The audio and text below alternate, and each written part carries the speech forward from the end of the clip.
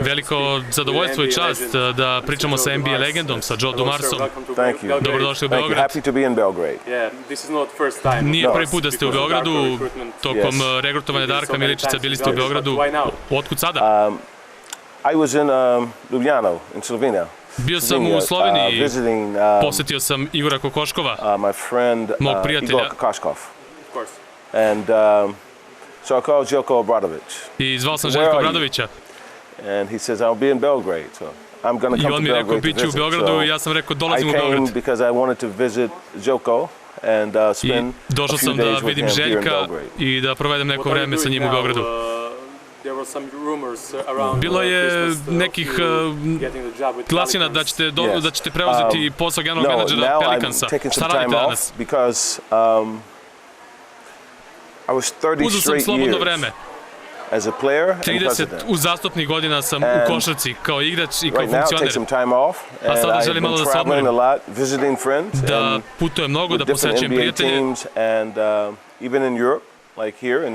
Čak i ovde u Evropi da gledam malo timove. A kada dođe prava prilika, dobit ću još, odnosno uzet ću još jednu šansu. A za sada želim da se odmorim.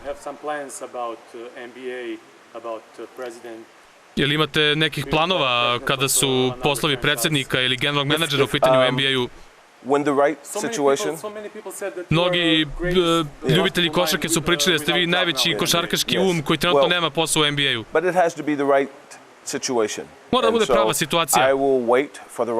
Čekam pravu situaciju, a onda ću uzeti priliku za taj naredni posao. Trenutno ne vidim pravu situaciju za mene. Kako gledate na današnju košarku, mnogo small ball košarke, igre bez centara, gde se ne šutira s poludistance, a poludistanca je bila na neki način i vaše kraljevstvo. Volim NBA, sviđa mi se. Sviđaju mi se sadašnji igrači. Reći ću ovo. Postoji mnogo načina da budete šampion. I mnogo načina da pobedite. Sa velikim igračima i sa small ball postavom. Možete šutirati za 3, možete za poludistance. Za meni je mnogo načina da budete šampion, ne samo jedan. Koji vam se način više sviđa? Ja sam igrao 80-ih i 90-ih i šutirao sam za to vreme mnogo trojki. I volim, a danas mnogo šutiraju za 3 poena. Volim šut za 3 poena. I volim da gledam dobre bekove. Zato sam ja bio bek. Sviđa mi današnja igra. Volim da gledam Russella Westbrooka, Stefa Karija. Volim da gledam te momke. Da li je moguće vidjeti nove bad boyse u današnjoj košarci? Ne verujem. Pravila su drugačija danas. Ne verujem da ćemo moći da vidimo u skorije vreme nove bad boyse, baš zbog pravila koje se mnogo promenila. Michael Jordan je rekao za vas da ste najbolji defanzivac koji ga je čuvao i da mu najteže bilo da igra protiv vas. Da li možete zamisliti kako je bilo čuvati danas Michaela Jordana bez hand checka na perimetru? To bi bilo nemoguće, zaista. Kao što rekoh, pravila su drugačija.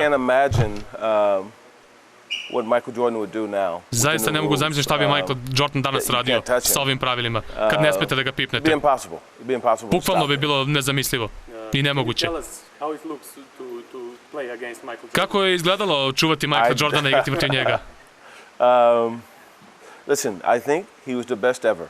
Ja mislim da je on najbolji ikada. To je moje mišljenje. Najbolji igrač svih vremena. Nevjerovatan. Takav se pojavljuje samo jednom u životu. Bio je toliko dobar. Uživao sam. Sviđalo mi se da igram protiv njega. Bio je fenomenalan. A meni je zaista bilo zabavno i uživao sam. Jordan rules, ali molim vas, nemojte mi reći šta je to. Da li znate Jordanova pravila? Brandon Malone mi je to rekao. It's too long to go today, but yes, he was so good. Bio je toliko dobar. You had to have special rules. Morali smo da imamo specijalna pravila da probamo da ga zaustavimo. That's how incredible he was, you know. To pokazuje koliko je bio fantastičan. Yes. Vi ste pomogli Michaelu da bude bolji igrač. Celticsi su vas načinili boljim timom jer su vas dobijali. Recite nam nešto o tim duelima protiv Boston Celticsa, tima koji vas je toliko često dobijao pre nego što ste konačno dobili njih. Ljudi gledaju televiziju i vide fizički kako to izgleda na terenu, koliko je to fizički teško. Ali ono što mogu da vam kažem, mentalno i prilično stresno. Prilično stresno je bilo da igrate protiv njih. Bili su pametan tim. McHale, Parrish, Bird, Dennis Johnson, Danny Ainge. Ekstremno pametni momci. I to je pravilo nama veliki mentalni stres da probamo da ih dobijemo. Koliko ste i povreda imali zbog tog vašeg stila igre? Imao sam mnogo sreće.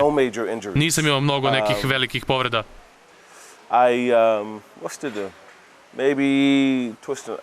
Izvrnuo sam zglob, ali ništa ozbiljno. I imao sam prelom ruke jednom prilikom. Bio sam samo 2 nedelje odsutan. Ali nisam imao mnogo povreda.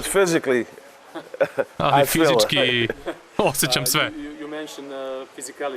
Pominjali ste tu fizičku komponentu u košarci 90-ih. Duel Karla Malona i Isaiah Thomasa. 47 kopči na glavi Isaiah Thomasa. Šta se desilo tada? Nemoguće je zamisliti tako nešto u današnjoj košarci. Ponovit ću još jednom pravila današnja. Tako nešto nikada nećete vidjeti više.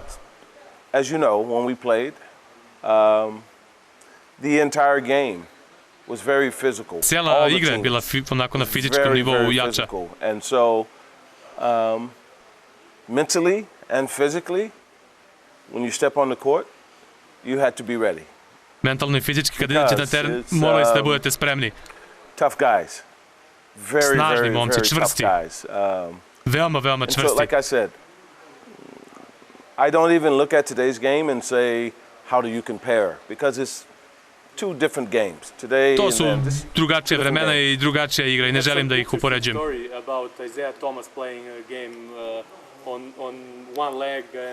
Pričajte nam malo o igri Isaiah Thomasa u onom finalu protiv Lakersa kada je igrao na jednoj nozi i ubacio 25 poena za četvrtinu. Bio je fantastičan igrač. Mentalno jak. Utakmica koju je igrao na jednoj nozi. Nisam vidio ništa tako ranije i nisam vidio nikog da je tako nešto uradio. Bio sam na terenu i gledam u njega i kažem to je neverovatno. Fenomenalan igrač. Izgubili ste mnogo puta od Celticsa, a kada ste došli u prvo finale sa Lakersima, izgubili ste i tu utakmicu. Onda prva vaša titula protiv Lakersa, 89. bili ste MVP, igrali ste sjajno, utakmica broj 3, 31 poen, ali i ključna odbrana na Davidu Riversu, blokada na čovekom koji je bio legenda i kralj u evropskoj košarci. To je bila naša prva titula. Vrlo bitna i za mene lično, jer sam bio MVP tog finala. Veoma specijalan moment za nas, za organizaciju i za mene lično. Utakmice broj 3 su nekako obeležile vašu karijeru, ta u finalu protiv Lakersa, ali i naredne godine u finalu protiv Portlanda. Utakmica broj 3, 33 poena ste dali, a nakon utakmice saznali da vam je otac preminuo. Da, preminuo je pre utakmice. Kako ste se osjećali posle te utakmice? Odigli ste fenomenalno, dali 33 poena i nakon toga vas sačeka takva vest. Kako ste se vratili u život, u igru? listen, you scored 33 points in the NBA Finals. Postigneš 33 poena u NBA finalu i osjećaš se ovako. 5 minutes later after the game, 5 minuta kasnije posle utakmice dobiješ vesti i padneš nizbrdo. Cijela organizacija je bila pala nakon toga i Chuck Daly je to isticao. Da. It was very hard, you know, to be here and to be here. Mnogo je teško biti ovde pa onda biti ovde u isto vreme. I wanted to be loyal to my teammates. Ali želeo sam da budem lojalan mojim saigračima i mojoj ekipi i da nastavim da igram. Znao sam šta je moj otac rekao i šta je želeo. I on bi želeo da ostanem sa svojom ekipom i ostao sam. Bill Laimbeer sada radi kao trener u ženskoj košarci. Isaiah nije igrao u onom originalnom Dream Teamu. Sjajni košarkaši, ali da li je istina zapravo da je to zbog toga što je zbog svojih grehova, po znacima navoda, tokom igračkih dana, da zbog tih duela sa Jordanom i ostalim, da zbog toga danas nemaju šansu, odnosno da Zik nije igrao u Dream Teamu? I don't know. I heard all the rumors and I don't know what's true. Zaista bilo je mnogi glasina, ali ne znam šta je tačno, šta nije. Čuo sam sve te glasine. Ali ono što ću vam reći, Isaiah treba da bude u tom Dream Teamu. Recite nešto zanimljivo o Chucku Dalyu, koji je jedan od najvećih trenera u istoriji ove igre. Ono što je interesantno o njemu, nije samo bio trener, nije samo bila taktika, strategija, nego odnos između ljudi. Ono što njega načinilo velikim, znao je kako da se odnosi prema ljudima i da napravi strategiju. To ga je činilo velikim i nevjerovatnim trenerom. Priča tebi, priča njoj, priča sa mnom, priča sa svima i razume svaku osobu. Bio je odličan čovek i fenomenalan trener. Bili ste novi lider tog tima nakon penzionisanja Dzo Dumasa, prešli ste na poziciju playmakera, vi, Lindsey Hunter, bio je tu Grant Hill, odlično ste počeli do povreda Granta Hilla. Bio je fenomenalan mladi igrač Grant Hill. Nažalost, te povrede su ga sprečile. Pripremali smo ga da bude jedan od najboljih igrača svih vremena.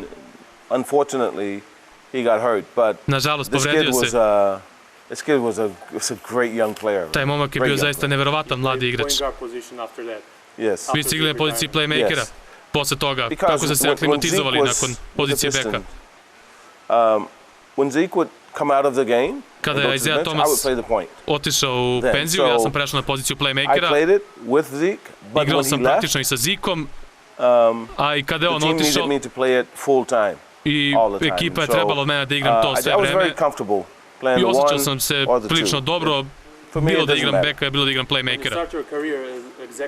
Kada ste počeli vašu karijeru kao predsednik i GM,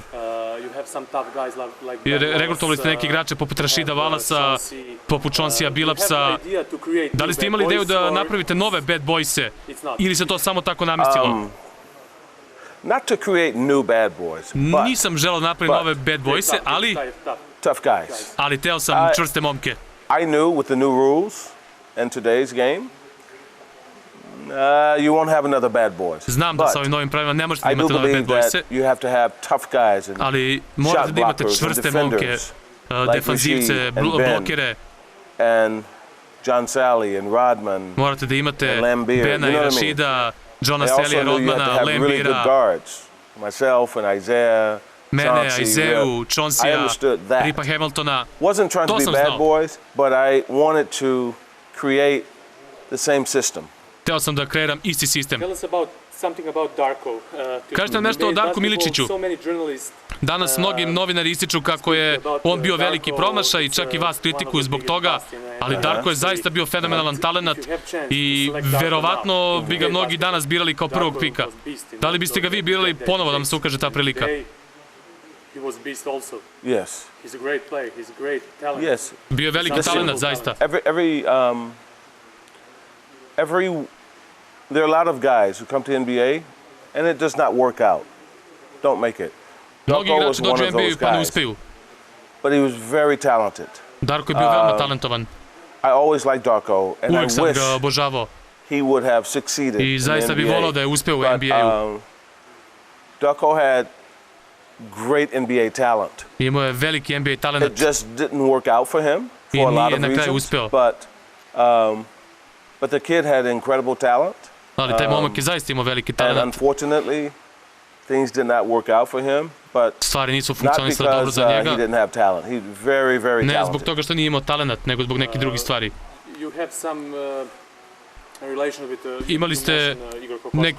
Imali ste dobre odnose sa Igorom Kokoškom, pomenuli ste ga, ste bili u gostima. On je bio prvi neamerički trener koji je radio u nekom stručnom štabu. Kako ste došli na ideju da angažujete jednog Evropljanina za stručni štab Detroit Pistonsa? Oh yes, absolutely. I like basketball. How do you decide to give a chance to some guy from Europe? Because I met Igor. Kako ste odlučili da date šansu momku iz Evrope? Upoznao sam Igora dok je bio na Univerzitetu Missouri. I sjećao sam se kasnije da je sjajno razmišljao o košarci. I rekao sam sebi da ga volim, da volim njegov stil.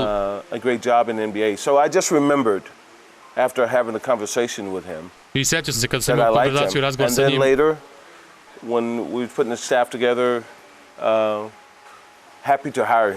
I kasnije kada smo bili zajedno u organizaciji, bio sam srećan što sam ga angažovao.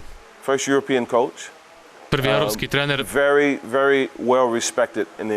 veoma respektovan u NBA krugovima i sjajan posao napravio. Željko je bio vaš gost par puta dok ste bili u Detroit Pistonsima. Dimitris Itudis je bio u stručnom štabu tokom letnje lige u Pistonsima. Da li možemo da očekujemo uskoro evropske trenere u NBA-u? Mislim da da. Samo je pitanje trenutka. Ti momci su fenomenalni treneri. Obradović može da trenira bilo gde u svetu. U Evropi, u NBA-u, nebitno. I Tudis takođe može bilo gde u svetu. Ti momci su neki od najboljih trenera na svetu.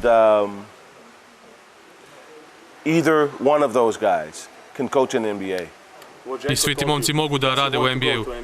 Šta me Željko rekao? Jel hoće da dođe u NBA? Nije mi to rekao.